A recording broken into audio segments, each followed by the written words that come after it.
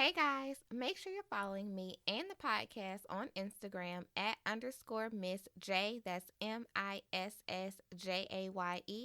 and at School of Life Pod. I love being able to hear from you about how this podcast has helped you in any way. Plus, you don't want to miss your homework reminders, tips, and podcast updates. Thanks for being my friend on this journey. Let's start the show.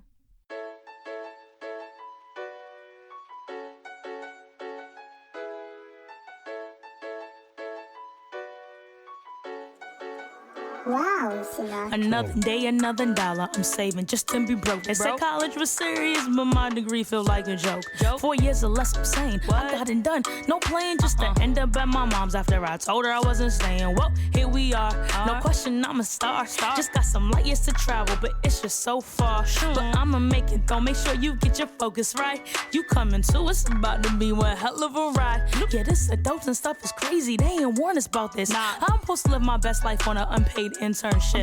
I'm supposed to find my husband. Everybody running game. I guess the more things change, the more they stay the same. Went from worrying about on flow to running from Uncle Sam. Now I understand why student accounts never gave a damn. Saving accounts be slipping, trying to work out, but I'm tripping. I forgot health insurance. Oh, I'm my mom's until I'm 26, so I gotta pay these student loans.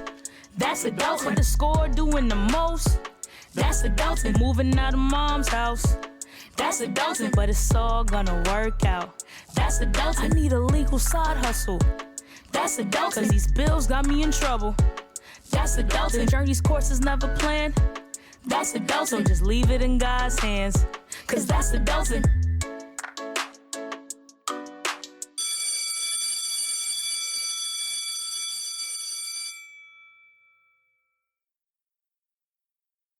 All right, guys, I am super excited about today's episode because we are having our first guest, and I will insert some claps here because I'm so excited.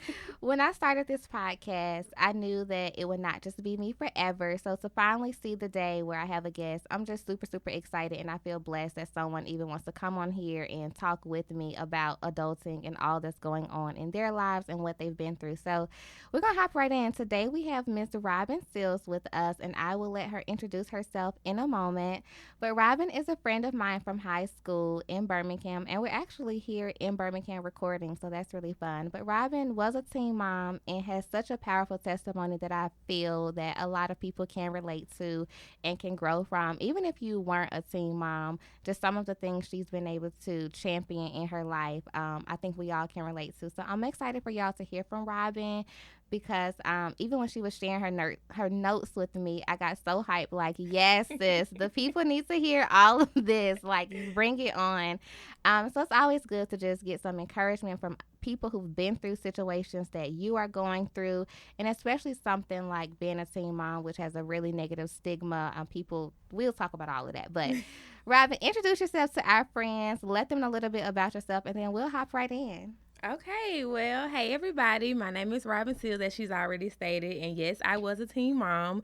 Right now, I graduate from nursing school next month, so I'm super excited about that. It's been a long time coming, y'all. My daughter is 7 now, and she's so sweet. So adorable. And so, yeah, y'all, I'm just here today to let y'all know a little bit more about my story and the things that I've overcome and learned from thus far. All right, awesome. So I know you have a lot. You've been through a lot. Mm-hmm. We both have some things we've been through that are similar. Let's start with talking about when you found out you were a teen mom. Like, walk us through. Wait, you were 16, right? Yes. Mm-hmm. We were in 11th grade? Yes. Walk us through just those emotions and how you felt in that moment. Oh my goodness. So, Jesus, I haven't answered this question, I don't think ever, other than like really? Personally. Well, maybe a few times, but it's been a while. So definitely when I first found out, I was probably the last person everybody expected to get pregnant. I was on the volleyball team. I was captain. Yes, you were captain. Yes, I had a busy schedule. So it's like, when did I have the time? But sometimes stuff just creep in. To be honest, I'm gonna be completely transparent today, y'all. So yeah, I was definitely shocked. I won't say shocked because, we all know it can happen. But I was so scared. I was so afraid. I was afraid to tell my mom. That was the last thing that I did, tell my mom. I was just afraid about what everybody would think about me. I was afraid of how my life was going to go because I had a plan. I knew a plan. I knew my plan. Right. My plan. Right. Not God's plan.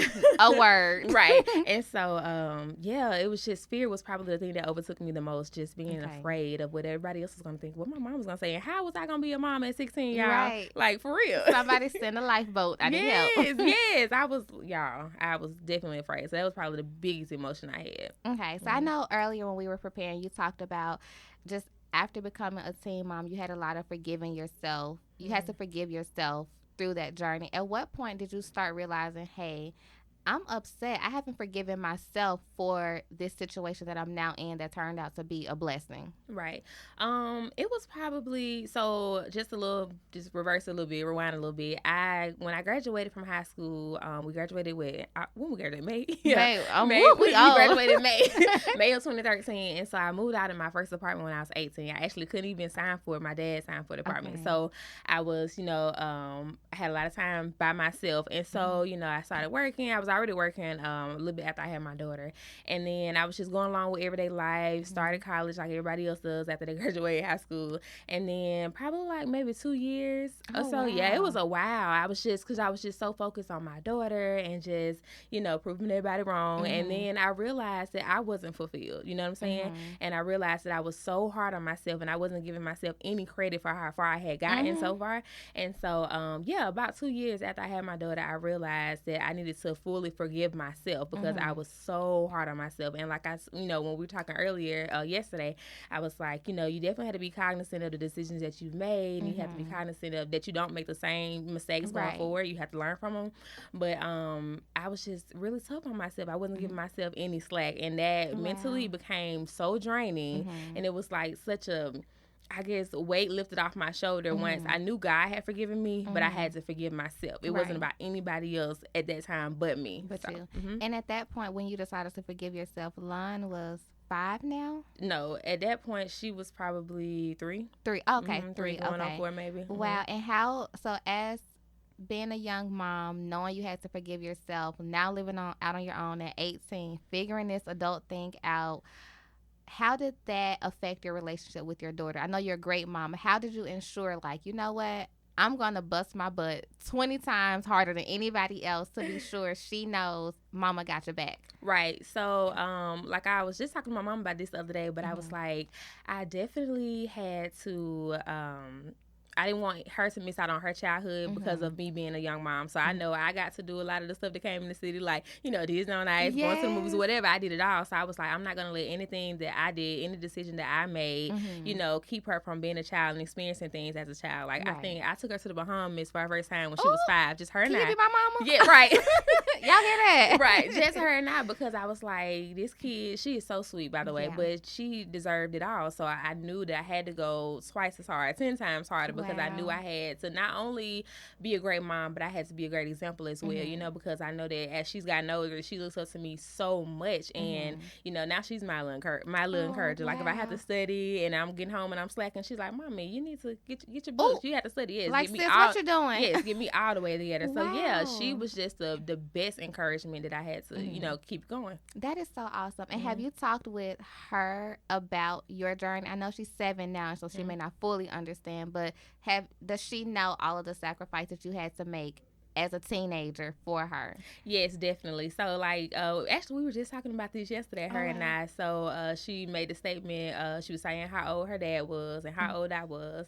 And I was like, she was doing the math. Yeah, she was doing the math. But, I mean, we've had a conversation before, and she was like, yeah, you were 17. And I said, you realize I was actually a teenager, like I was a child? And she was like, yes, ma'am. And I asked her, I said, did that make you feel any kind of way about me? And she said no. Okay. And so, I lost my train of thought. I lost my train of thought completely. But so she kind of understands it. Okay. She understands the fact that now I'm about to graduate from nursing school or whatever. So yeah, she definitely understands all the sacrifices I've made. Like when I had to last week actually, I had to go to work, and I'm juggling like school, clinicals, preceptorship, work, being her mom, and she has a busy, but she's doing it. Yes, and so I was like, oh, I do not feel like going to work. That's all I said. And she came to me. She gave me a hug. She said, but mommy, you have to because we got to graduate. Are you serious? All the way together? Yes. She is literally like such an encourager. So yeah, she definitely understands. Wow, that is so awesome. I'm like getting like teary. I love kids so much. So in all of this, I know that you have overcome a lot, and it's been a long journey, almost 10 years now from finding out you were pregnant at 16 to now being 24, 25, like really trying to get a grip on adulting, and you had to start young. Like, right. I know I sit on my podcast all the time. I don't complain, but I talk about like what I'm going through as an adult. But I always say I could not imagine dealing with all of this and having a mini. Like, no, Jesus, come get me today. Take the wheel and me. Right, please take me with you guys. So I know. Just in conversation with people our age, we talk a lot about how we're trying to heal and grow, and we're very mindful of how we move throughout life and things we've been through. Talk to us a little bit about what you went through from an emotional standpoint while you were adjusting to adulting and having to forgive yourself and growing. Oh, y'all, that's a big one. So when we spoke, when we were preparing or whatever, I told you that was probably the biggest life lesson that I had to learn. Just mentally, I went through a lot. Not only was I, a teen mom, but I was, nobody really noticed, but I was in the middle of a custody battle as well. Okay. Yeah, at 18. And so I cannot imagine. Yes, it was a lot. It was a lot, y'all. And so, oh, y'all, I had to remove myself from the scene for a while. I honestly, that's why I value having a peace of mind so much, because I know what it felt like to almost lose it. You know what I mean? And so I literally had to draw near to God because he had to be my peace of mind. Right. And then, like I told you the other day, he literally had to rip me apart in order to build me back together. Wow. So I'm so grateful. And now I'm starting to really see why everything happened the way it happened. It's all coming together full circle. And I started declaring that over me and my daughters like a few years ago, that it was all working together for our good, and it truly was. But y'all, I was fighting all types of different spirits and just emotions, like just fighting the spirit of suicide. It was like a lot, and I don't talk about it a lot to a lot of people, because some people ain't deep enough. They ain't woke enough. They don't understand. They're not ready. They not. And so yes, I just thank God, y'all, because being on my own, and some people, my mom, she's like, you moved out because you just wanted to be grown. I'm like, no. At first, that's what she thought. Now she understands. When they say that. Yes. Now she understands. I'm like, no, I had to get to myself so that I could. I don't really like to say find myself, but just so that I could evolve and grow. You know what I mean? Because God revealed a lot about myself. So yeah, I had to allow Him to heal me so that I could go forward. Let's talk about that. Yeah. Let's talk about healing, because I know I had a lot of healing to do just on my own journey, and my listeners don't know all of my testimony, but they will one day. But I had to heal from a lot of childhood things that I dealt with. Talk about what your healing process looked like and why it was so important, especially now that you had a child. Yes. Oh, it was ugly. Yes. It Okay. was ugly to me, but it was beautiful in God's eye. It was just the way He wanted it. You do. Healing is ugly. Yeah. To me. To me, it was ugly, and to other people, to the how would I say this? The physical eye, it was ugly, but to the spiritual eye, it was in God's timing and how it was supposed to be. It was hard though. I had to identify triggers. That was a part of me healing, identifying triggers and knowing what actually bothered me. Because sometimes we snap, we don't really know why we're snapping. You be like, am I crazy? Why does that bother me when somebody says that? Or why does you know what I'm saying? But I had to realize that I really had triggers. And once I realized that, I knew how to strategically maneuver around those, and when when they were coming up, and when to remove myself from certain situations or whatever. So yeah, the healing process was. It was a lot. Wow. Like it was a lot, but God is the ultimate healer. Yes. So Amen. as Take I us to drew, church. yes, no, for real. As I drew near to Him, like He truly, like I asked that he not harden my heart, because a lot of the things that I had experienced growing up and being a teen mom and the things that people said, people said a lot of hurtful things, like from adults to even kids our age. People were like, your life is over. I had somebody close to me tell me that I was a disgrace to the family. A disgrace? Yes, ma'am. Yes. And so you didn't slap him? No, I did. And then, I'm always, if people know me, they're like, like, she's so tough, nothing bothers her. But yeah, it does, and I had to realize that, in my healing, that things did bother me, because I tried to mask it, like, none of this bothers me. I'm strong. I don't care about what nobody say. I did. Yeah. It bothered me. It tore me up inside. And so I had to realize that I wasn't okay, and that was okay. And that's when the healing actually took place. Gotcha. I love all of what you said. So in your process of healing, I know you were very intentional. Did you spend a lot of quiet time with God, like asking him, hey, sir, knock, knock. I'm here. It's me. Right. I'm here finally. Right. It's me, oh Lord. Yes. Did you spend a lot of quiet time with him, asking him to reveal you to you? Because I know that's what I've been doing in my healing, because I'm like, I know I'm not crazy, and I'm triggered by these things, but I want to know why. Like, help me see me, God. So is that what you did? Definitely. Okay. Definitely. I had to. That's why I say when I moved out, it was not about anybody but me. I needed that time alone. Like, just now I'm like, I don't want nobody around me. So now I got to ask God to help me with that.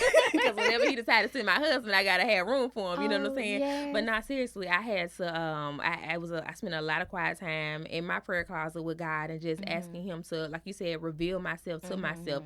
And because I never wanted to be anybody that I wasn't, but I always wanted to be the best version of myself that I could possibly be. I love that. And so, you can't do the same old things and expect something new. Exactly. You know what I That's mean? insanity. So yeah, definitely. Awesome. And I know we talked a little bit about healing. I know you had to heal a lot just by forgiving yourself and realizing that you're human and, hey, this happened to me.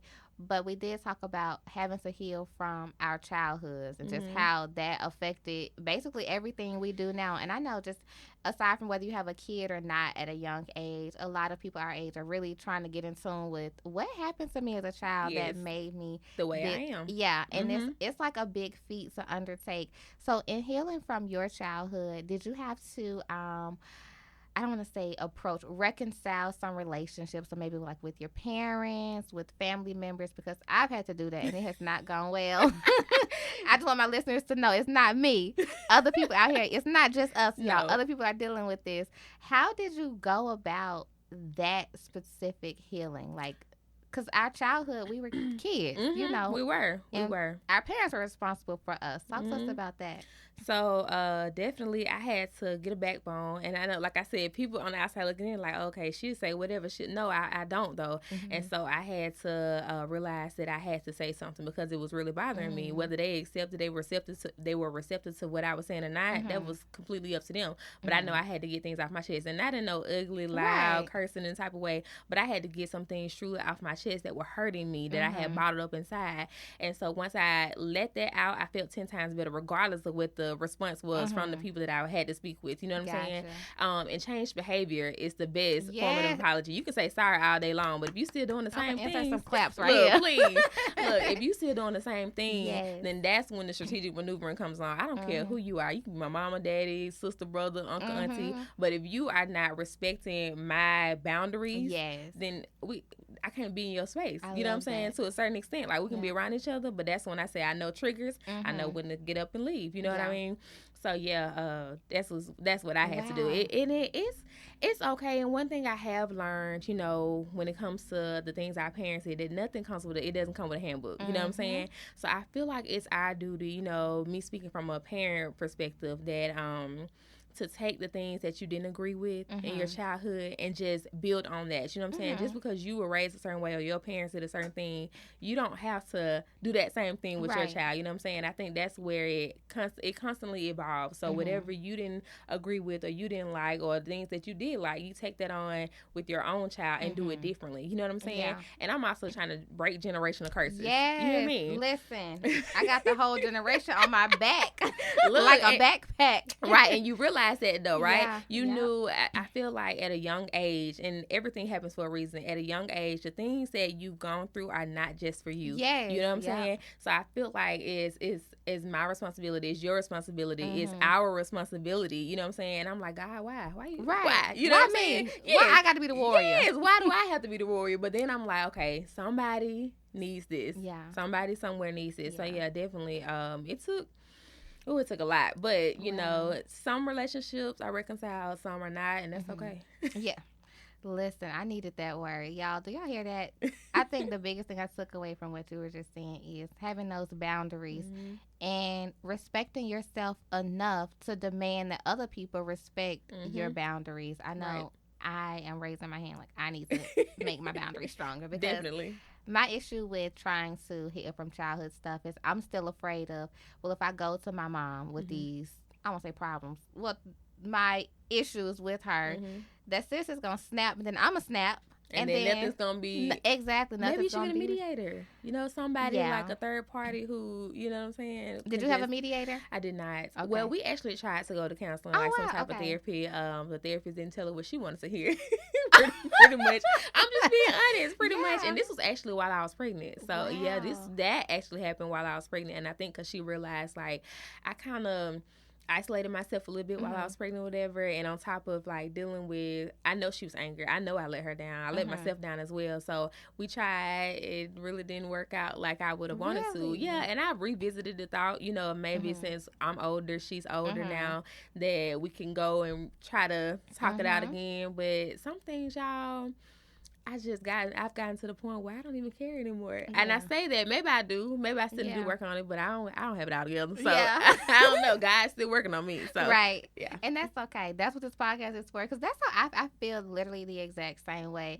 Y'all, I'm going to tell y'all my testimony one day, not today. But I have challenges with both my parents, really a lot with my mom based on situations that have happened. And I want to go to counseling, but I don't know if she's ready, you know, if she's open. Then if we do go, Lord forbid the counselor say something. I don't want to say that the counselor will agree with me, but I was a child, you know. I didn't do this to myself. I just don't know how that will work, and then will it really make the relationship better, you know? Right. Is it even worth it? Is it worth it? Yep. And I don't want to say I hate, but sometimes people who haven't been through situations like this, they always say, well, that's still your mom, that's still your dad.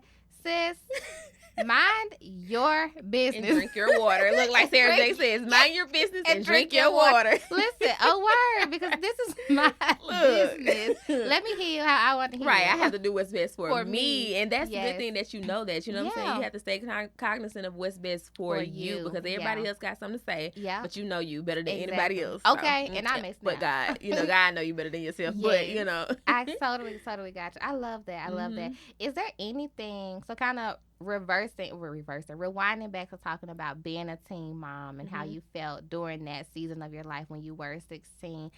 For any teen moms listening, is there anything you want to tell them? They may be young, they may be 19, they may be 20. Even at 24, if I got pregnant now, I'm a teen mom. Because right. Look, me too. I feel the same. If I got pregnant again, I'd be like, Jesus. Right. Where's the stork? I'm about to send it back. I'm not prepared. Right. So let me not even say teen mom. For anyone who may be pregnant or have a baby and it was unexpected and it wasn't planned and it kind of shook their life, what kind of advice would you give them as someone who has gone through that and really you have championed it and done an amazing job? I would say the biggest thing, give yourself a break. You know what I'm saying? Like, don't be so tough on yourself, because we are our biggest critic. And I truly believe that. Don't be so tough on yourself. Realize that you're doing the best that you can do. Take it one day at a time. Definitely, like I said, draw near to God, because he's going to be the ultimate, you know, he orders our steps. And so that would be, I would say, my biggest takeaway from being a teen mom. And that's what I would give advice to. The advice I would give to other people is just to don't be so hard on yourself, because that's something, it took me a while to not be so hard on myself. I was so tough, I wouldn't give myself a break, and it mentally broke me down. And so just if you know you're doing all that you can do, that's it. Right. That's all you can do. I think that's with anything. Right. That's all I got. This is all I have. If you putting it all on the table, that's it. You know what I'm saying? And just keep going. Just keep pushing. You know what I'm saying? Like, hey, it's life. Right. Yeah. Yeah. Gotta live, learn, and keep moving. I love that. You mentioned drawing near to God. Were you always super close to God, like growing up, or going through your pregnancy? Did you get close to God then? No, I grew up in church. Okay, yeah.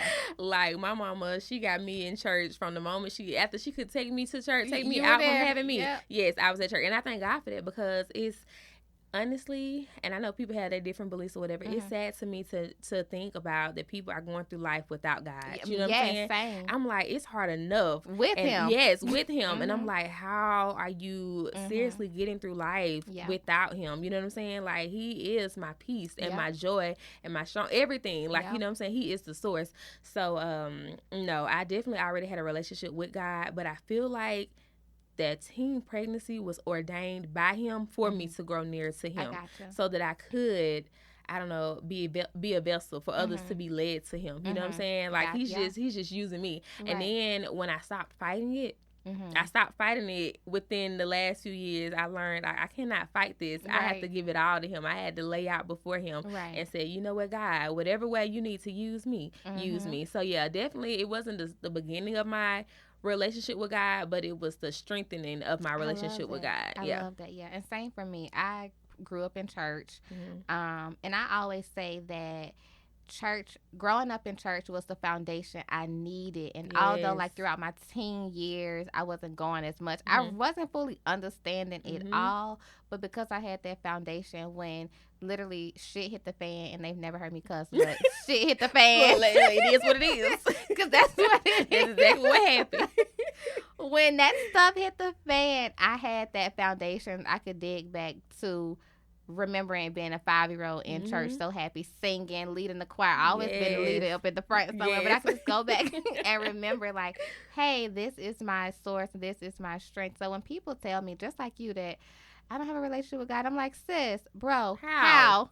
Tell me. Yes, because really, I don't even want to know how, because I don't think I can fathom it. Right? Yes. Look, I don't think I can fathom it. Yeah. Yes, like you said, that foundation. Yes, I was able to build this house on it. We're still building. Yeah, you know, because we're young. So like, young. I feel old though sometimes. I feel like I'm 55, but it's okay. It's just like life. You know, I'm like, not only are we working and trying to get stuff together, but it's just the things that we've experienced at a young age. I feel old, sis. I am old. Just kidding. I'm 24. 24. So I know, because we grew up in church, we kind of have that foundation of how to pray, how to study the word, listening to worship music, all of that. Like, every day I pray, I listen to my worship music, I read my Bible. It's not just a saying I say to be cute. Like, no, I need that. What kind of things do you think we can share with people who may not have that foundation? Because I know I have friends who didn't grow up in church, but they're believers now. And they're like, Jay, how do you do it? And I wanted to be like, girl, just pray, just read the Bible. What kind of practical steps can we give them to start building that foundation that we fortunately got when we were little girls? I would say just start. For one, you know, because like so many times people say, well, I'm going to start going to church when I get myself together. But if you were able to get yourself together, you wouldn't even need God. Yeah. Yes, so I'm like, just start, just go. You know what I'm saying? Just, I would say, and a lot of people are like, oh, I don't have to go to church to be, you know what I'm saying, a believer. But I personally like to be in the building. I like to be in the place, and that's just me. And although God, the Spirit of God lives within me, I still like to be in the building. So I would just say, just start. Even if you don't even know how to pray or what to say, he will lead you for real. Right. Once you offer yourself to God, he will just fill you. And before you know it, you're like, oh, I'm praying, huh? Right. Oh, I'm going to church, huh? You know what I'm saying? Yeah. Like, he will literally take over. He just needs a yes. Yes. From you. One of my favorite gospel songs is actually Yes. Really? Yeah, I like that song too. Song. Like, don't get me to sing. Y'all, Robyn can sing. We're going to get her a mixtape out. Right. We're going to get a mixtape out. Right. So before we wrap up, is there anything else you want to share with us? Anything we didn't cover? Anything you really feel like the people just need to know? I mean, I can go on and on, but what do you... Right. Oh, I forgot to say, when it came down to the advice for new moms or teen moms, young moms, whomever, not only should you just give yourself a break and not be so hard on yourself, but literally give yourself a physical break. You know what I mean? Because like from the baby. Yes, from the child. Okay. Because for so long, I remember my mom. I was like, Mom, I can't go nowhere because if people see me out, they gonna think I'm a bad mom. You know what I'm saying? Like, wow. and I lived with so much regret and so much pressure from things. It may not even be things people were saying. The things I made up in my head. Wow. You know what I'm saying? And so, my mama, she was like, girl, if you don't go on out with your friends. And then when I started going, I'd be like, y'all don't post any pictures because if people see them, they gonna think I'm not a bad. They gonna think I'm a bad mom. So yeah, I would definitely say, y'all, I'm not afraid now. I know that I'm a great mom and I'm confident in that. Right. So I know when I need a mental break, then I'm gonna get that. So yeah, do that. Right, do that. I'm gonna be 55, still taking a break. Look, do that. Robyn, come get this kid. I got you, girl. I'm on the way.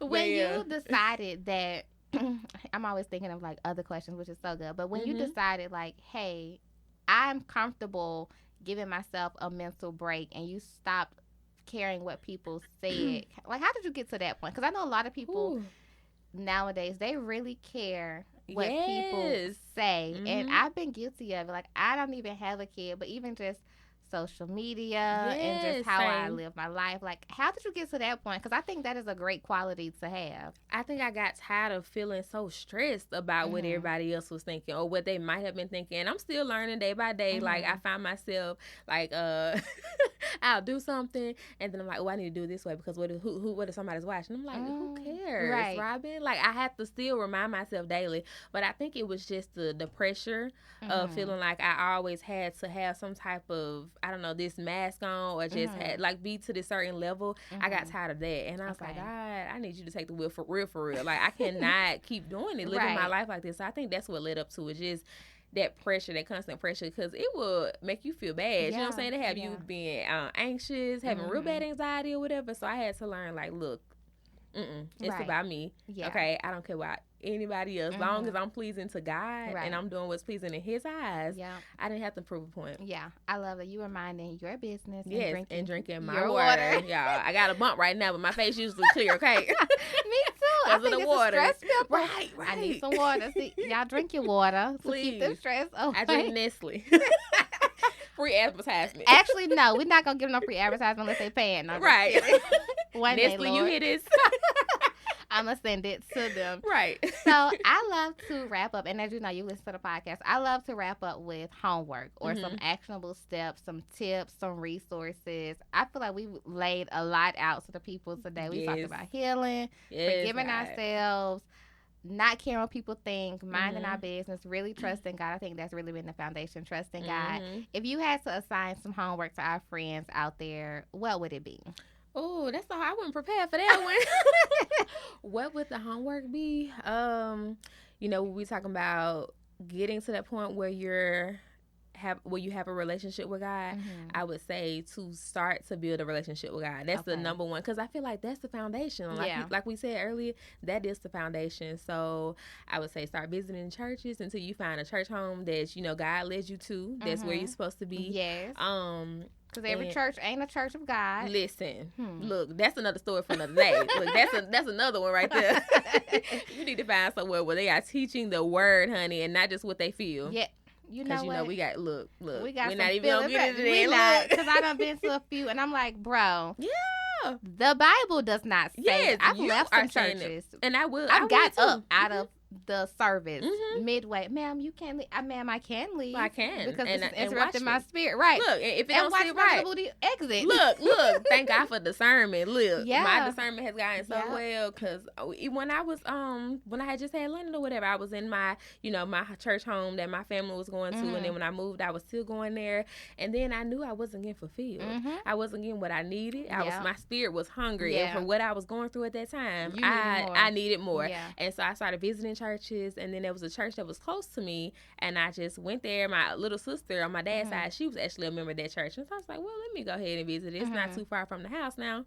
And I went, and y'all, I started going there in 2014. So 5 years later, wow, yes, like y'all, you're involved in everything. I saw you spoke on the panel. Yes, I am, y'all. Definitely start to build a relationship with God. I know, like I said, people have their own different beliefs or whatever, and then stay cognizant of what you need mentally, spiritually, and emotionally. I love that. And that's for anybody, not just if you have a kid or not. Definitely. Yeah. Mm-hmm. What are some, I guess, some tips of how we can stay cognizant of what we need in all those areas? Oh, when you realize that you start to get a little bit more agitated about certain things, or you just feeling the pressure, like we all gonna feel pressure, you know what I'm saying? Sometimes we need to fire God up under us to get us going. But when it gets to the point where, you know what I'm saying, you're losing sleep, or you're not able to focus, or like I had to have a mental break a few months ago. I was literally, I was sitting in class one day, and I was literally, I felt like I was drowning. I told my dad, I said, Daddy, I feel like I'm underwater screaming and nobody can hear me. Wow. And so I literally sat in class one day, booked the flight. It was a Wednesday. I booked the flight for that Saturday, and my baby was going to be gone. Booked the flight, and I just got away by myself. I needed that time, you know what I'm saying, with God, and just to be alone. So I was cognizant of that because I didn't want to have a mental break. Yes. It was a lot. So just staying cognizant, just being aware of your own needs. Your body will tell you, too, physically. Yes. The body will tell you. Yes. It will shut down. You hear me? My dad was like, first of all, you probably need some rest. You probably need to go to sleep. Right. You will be strapped to the bed for 3 days. Right. And you like, why can I not get up? Yes. And so definitely just being aware, just self-aware. And sometimes, like I said earlier, it takes you pulling away from the scene a little bit. Not necessarily isolating yourself, but just pulling away and just realizing what you need as an individual. If you're feeling like you're not reaching your full potential, you got to understand why. Right. So, that's what I would say. I love that. Okay, so friends, y'all hear that? We done dropped a lot. I have our homework. We're going to start building a relationship with God if we don't have one. And if we have one, we're going to find ways to strengthen it. So do a heart check. Make sure you're getting fed the word. Make sure you're growing. You're not just in church, clapping your hands and shouting the normal. Like, you should really be growing. Yeah. Yes. And then for all of us, we're going to stay cognizant of what we need spiritually, emotionally, and physically, and listen to our bodies, our minds, all of that. Yes. All right. That's anything else you want to share with the people? I'm sure they're going to love you when this drops. I hope so. No, I think we done covered it all. Okay, awesome. I know you're not super, super big on social media, but if people want to connect with you, where should they find you? Oh, y'all. Don't. Right, look. Okay, so I'm not big on Instagram, but I have one. I don't even know the username. You don't get on Instagram? No, like I'm rarely on there. I do like quarterly updates. So like every 4 months I might drop a picture or something guys, like I'm that. Yes. Because like when Snapchat came out, I used to be on Instagram a lot, and then Snapchat came out, but I'm not. And now I get on Instagram, I'm like, oh, y'all doing it up. Oh, I have to take a break sometime from Instagram because people are doing it up so much that I feel like, am I doing enough? That's a whole nother topic. And you get to comparing yourself. Yes, we can't do that. Yeah. We can't do that because like our race is for us. You know what I'm saying? So we have to focus on ours. But like you said, that's a different topic for another day. But so my name on Facebook though is Robyn, Robyn Seals, Seals. So that's probably like the best way to get in contact with me, y'all. Okay, perfect. And I'll tag Robyn's Facebook in the show notes if y'all still use Facebook. I still use Facebook. Hold on, people don't use it anymore. Am I that old? You 55, sis. You old. Yes. No, I'm just kidding. I use Facebook. I don't know about the other saints and friends of the School of Life. Classmates, do y'all use Facebook? You know what? I'm going to put a poll on my Instagram and my Facebook. Yes. Let me know if you use Facebook. But I'll be sure to tag your page in the show notes if people have questions, if people want to reach out. Robyn is such an open book. I'm sure if there are teen moms out there who want to talk, get some prayer, whatever the case, they can reach out to you. I know a couple of listeners have reached out to me for prayer, which is always so touching. I'm like, wow, God, I'm worthy enough to pray for somebody else. Ooh, you know, I love it. It's like you me. Trust me, right? Like God, that's why we had to go. That's why I said earlier we had to go through certain things. I totally agree. Yeah, we could be sitting here talking about this all day. Okay. But yes, if y'all have any questions, comments, feedback for Robyn, make sure you hit her up on Facebook, not Instagram, because sis is not on Instagram right now. It's the fourth quarter, but she hasn't posted an update yet. It's coming, y'all. I say grab pictures Thursday. Oh, good. Drop some pics for us. Good.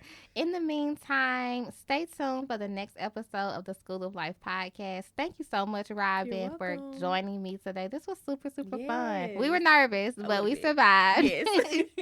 All right, y'all. We'll talk to you next time. Bye, y'all.